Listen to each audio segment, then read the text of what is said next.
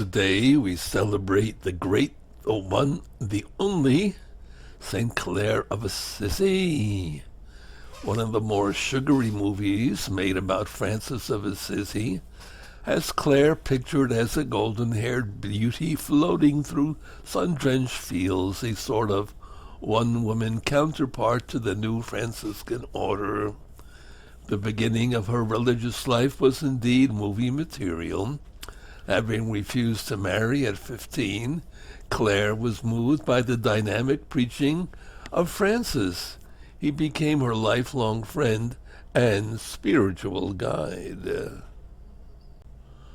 At 18, Clare escaped from her father's home one night, was met on the road by friars carrying torches, and in the poor little chapel called the Portiuncula, received a rough woolen habit, exchanged her jeweled belt for a common rope with knots in it, and sacrificed her long tresses to Francis's scissors.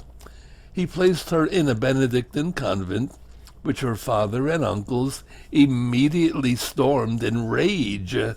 Clare clung to the altar of the church, threw aside her veil to show her cropped hair, and remained adamant. 16 days later, her sister Agnes joined her. Others came. They lived a simple life of great poverty, austerity, and complete seclusion from the world, according to a rule which Francis gave them as a second order.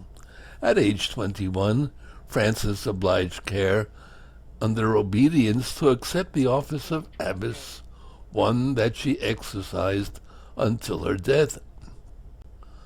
These poor Clares, these poor ladies, went barefoot, slept on the ground, ate no meat, and observed almost complete silence. Later, Clare, like Francis, persuaded her sisters to moderate this rigor. Our bodies, she said, are not made of brass. The greatest emphasis, of course, was on gospel poverty. They possessed no property, even in common, subsisting on daily contributions. When even the Pope tried to persuade Clare to mitigate this practice, she showed her characteristic firmness. I need to be absolved from my sins, but I do not wish to be absolved from the obligation of following Jesus Christ. Contemporary accounts glow with admiration of Clare's life in the convent of San Damiano in Assisi. She served the sick and washed the feet of the begging nuns. She came from prayer, it was said, with her face so shining it dazzled those about her. She suffered serious illness for the last 27 years of her life. Her influence was such that popes, cardinals, and bishops often came to consult her. Clare herself never left the walls of San Damiano. Francis always remained her great friend and inspiration. She was always obedient to his will and to the great ideal of gospel life. A well-known story concerns her prayer and trust. Clare had the Blessed Sacrament placed on the walls of the convent when it faced attack by the invading Saracens. She prayed like this: "Does it please you, O God, to deliver into the hands of these beasts the defenseless children I have nourished with your love?"